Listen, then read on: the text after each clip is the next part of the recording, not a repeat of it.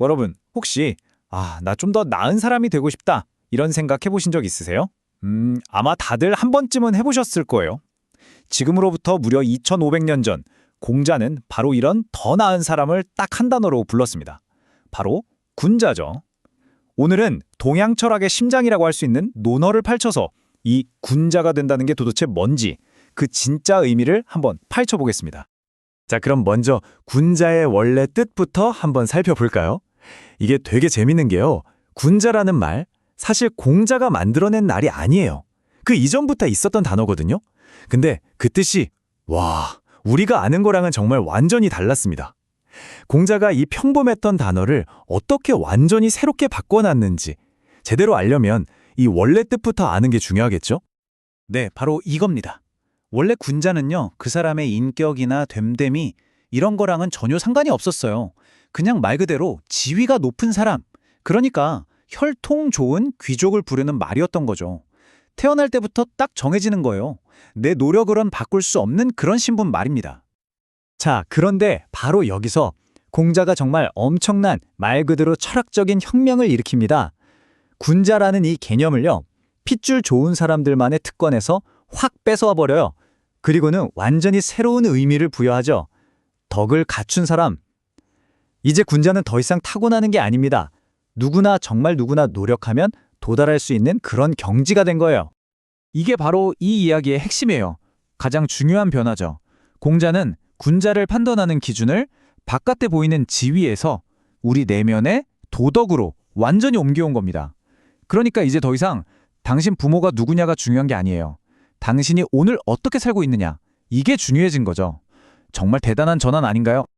그럼 공자가 생각한 군자는 구체적으로 어떤 사람일까요?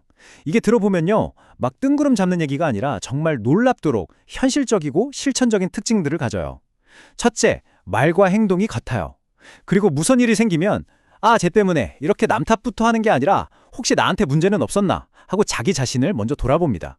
그리고 마지막으로 여기서 멈추는 게 아니라 계속해서 더 나은 사람이 되려고 노력하는 거죠. 바로 이게 공자가 우리에게 보여준 군자의 모습입니다.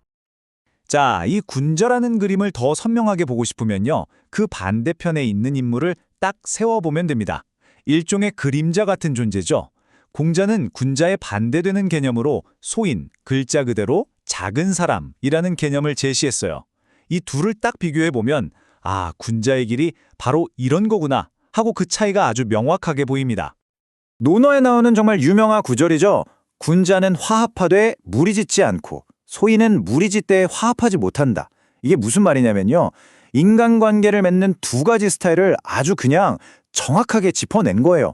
군자는요, 서로 생각이 좀 달라도 그걸 인정하면서 더 큰 그림 안에서 어우러지는 진짜 조화를 만들어내요. 근데 소인은 그냥 자기랑 비슷한 사람들, 자기한테 이득이 되는 사람들끼리만 딱 뭉쳐서 패거리를 만들 뿐이라는 거죠. 그러니까 그 차이가 바로 이런 거예요. 군자가 만드는 공동체는요, 서로 다른 사람들이 모여서 어떤 올바름이라는 더 큰 원칙 아래 하나가 되는 그런 화합의 모습이에요. 하지만 소인이 만드는 집단은 어떻죠? 그냥 자기들끼리의 이익을 위해서 뭉친 무리일 뿐이에요. 거기에는 진정한 소통이나 조화 같은 건 없죠. 어쩌면 이게 바로 건강한 조직과 그냥 자기들끼리 뭉친 집단의 가장 근본적인 차이일지도 모르겠습니다. 그렇다면 대체 뭐가 이 두 사람을 이렇게 다르게 만드는 걸까요? 그 가장 결정적인 차이는 어디서 오는 걸까요?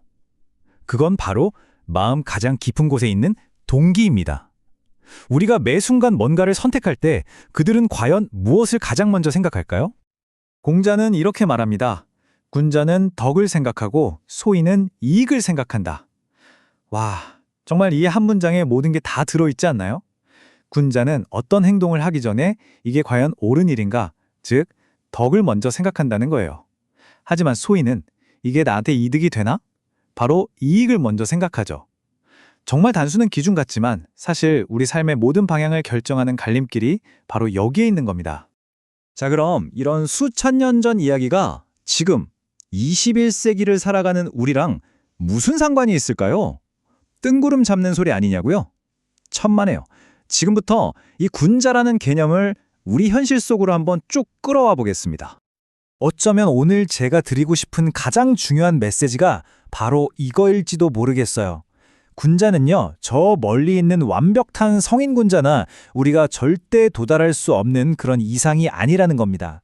그게 아니라 바른 마음으로 살기 위해서 매일매일 애쓰는 사람, 바로 그 사람이 걸어가는 길이 군자의 길인 거예요. 누구나 걸을 수 있는 길이라는 거죠. 맞습니다. 군자가 된다는 건 무슨 대단한 자격증을 따거나 시험에 합격하는 게 아니에요. 우리가 매일 생활하는 바로 그곳, 가정에서, 또 직장에서, 그리고 이 사회 속에서 수없이 마주치는 선택의 순간들이 있잖아요.